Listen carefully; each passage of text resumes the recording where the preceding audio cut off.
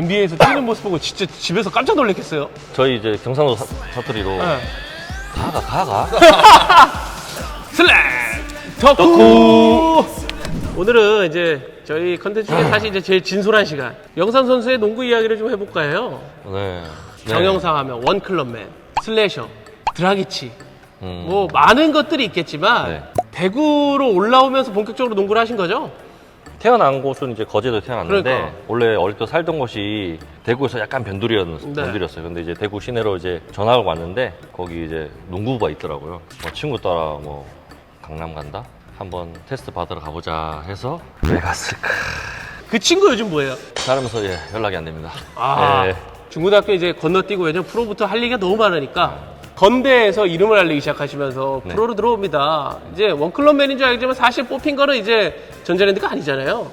네, 다시 뽑힌 거. 창원 LG죠. 네. 네. 그때 이제 창원 LG랑 그 당시에 대구 동양, 네. 네, 대구 오리온스랑 그리고 네. 전자랜드랑 이제 삼각 이제 트레이드를 트레이드가 하면서. 있어가지고 네, 제가 물로 갔죠. 네. 원클럽맨의 시작을 합니다. 네. 이제 원클럽맨의 스타트. 어땠어요? 이제 정영삼의 프로 첫 시즌. 굉장히 정신없이 지나갔다. 경기를 그렇게 많이 뛴 줄도 몰랐고 많이 뛰셨잖아요. 네, 많이 뛰었어요. 네, 네, 많이 신인인데 많이 뛰었는데 뛰었잖아요. 네, 그게 지금 많이 뛰고 있는지도 모를 정도로 정신이 없었어요.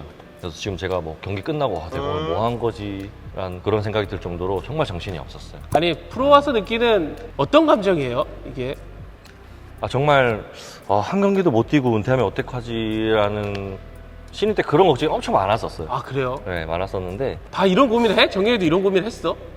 모든 신인들의 고민이에요. 아, 그래요? 네. 선배들과 경쟁해서 살아남을 수 있지 이런 생각을 못 할 정도로 나한테 기회는 올까?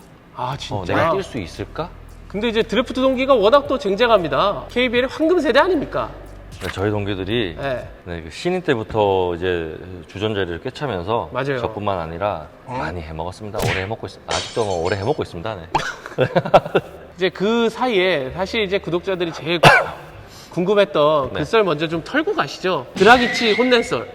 근데 그게 무슨 경기에서 만난 거죠? 정확하게 따지면? 베이징 올림픽이었죠. 네. 베이징 올림픽을 나가기 위해서 이제 패자부활전 같은 개념의 아. 대회였죠.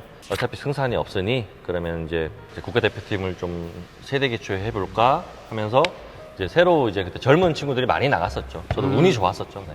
그 당시에 이제 드라이치라는 선수가 유명한 선수가 아니었고 네. 그 당시에 뭐 전력 분석이라 그래야 되나? 네. 뭐 그런 게 전혀 없었기 때문에 뭐 어떤 선수인지도 몰랐어요. 몇 년 뒤에 보니까 NBA에서 뛰고 있더라고요. 어우, 뭐야, 제가 그렇게 잘하는 애였나? 아니, 붙었을 때 드라기치 그때 당시 기억이 나세요? 잘하더라고요. 잘했고 네. 엄청난 실력 차를 느꼈죠. 아니, 느꼈는데 그런 상대로도 엄청 점수를 많이 넣었잖아요. 모르겠어요. 플레이 성향 자체가 네. 플레이 스타일 자체가 이제 한국에 계신 이제 농구 팬분들이 보셨을 때 네. 좋았었나 봐요. 그래서 더 기억을 많이 해주시는 것 같아요. 네. NBA에서 뛰는 모습 보고 진짜 집에서 깜짝 놀랐겠어요? 저희 이제 경상도 사투리로 네. 가가.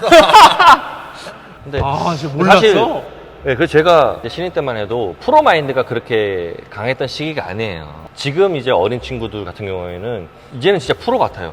비시즌 때 진짜 몸도 열심히 만들고 뭐 자기 개발을 위해서 뭐 피지컬 트레이닝이나 뭐 스킬 트레이닝 다니고 하잖아요. 네. 근데 그 당시만 해도 네. 휴가도 이렇게 길지 않았었어요. 프로 휴가가. 뭐 1박 2일 쉬고 바로 비시즌 시작한 적도 있고 그 6개월 대장이 끝났는데 군대도 그렇게 안 하는데? 전자랜드가 빡셌어요. 그래서 대학생들이 가장 가지 싫어하는 팀 1위였어요, 전자랜드. 전자랜드가? 너무 힘드니까, 훈련이. 저희가 전자랜드 이야기 이제 본격적으로 들어갈 텐데 네. 우리 정연이가 봤던 정영삼은 어떤 선수입니까? 아재 개그 좋아하는 형이었고요. 제가 보여지는 건 집에서도 가정적인 사람으로 보이는데 네. 팀에서도 가정적인 형이었죠.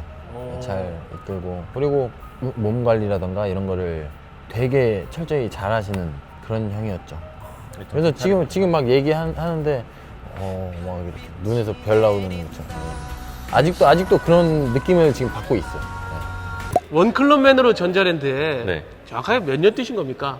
횟수로 13년 뛴 거네요. 13년. 네. 최고 내가 느꼈던 전자랜드 최고의 시즌은 언제였습니까? 제가 출전을 많이 하지 않았지만 네. 저희가 처음으로 이제 챔프전 올라갔을 그 해. 그때 멤버가 도대체 이제 정확하게 네. 찬이, 낙현이 네. 다들 있고 뭐 바위, 네.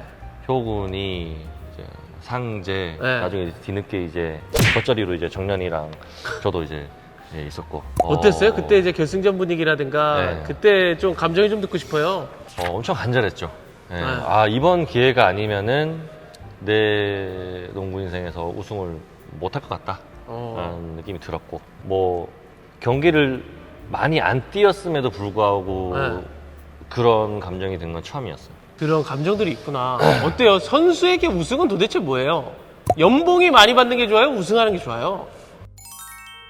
네, 뭐 솔직히 연봉 많이 받는 게 좋습니다. 아, 전자랜드가 젊었고 정영삼이 젊었을 때 네. 그때 전자랜드 이야기도 좀 들어보고 싶은데. 너무 힘들었어요. 왜요? 아, 유동 감독님이 네. 빡세. 아, 그래요? 너무 빡세가지고 훈련 힘들었던 스케줄 힘들었던 훈련 스케줄 힘들었던 게 가장 좀 기억에 남고, 근데 대신 뭐 농구 참 재밌게 했었다. 네, 이런. 네.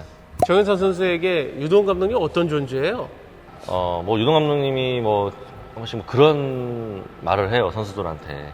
농구도 가르치지만 이제 인생도 가르치는 이제 농구 선배다 라는 말을 하는데, 많이 배웠던 것 같아요. 농구도 배웠지만 네, 인생도 배웠던 것 같습니다. 전자랜드 이야기를 계속 하고 있는데 네. 전자랜드에서 쭉 뛰면서 가장 기억에 남는 용병은 누구예요?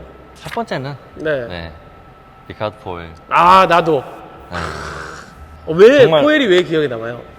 여러 가지로 배울 점이 좀 많은 친구였어요. 그래요? 네, 굉장히 똑똑하고. 네, 우리나라 이제 리그 와서는 포스트업 수비도 해야 되고 네. 뭐 그러니까 여러 가지를 해야 되지만, 사실 이 친구가 3번도 아니면 네. 2번에 가까운 선수인데 쉽게 그 골을 넣을 때도 계속 쉽게 넣는데 또 굉장히 멋있게 넣고. 네. 네, 그런 거. 맞아. 네.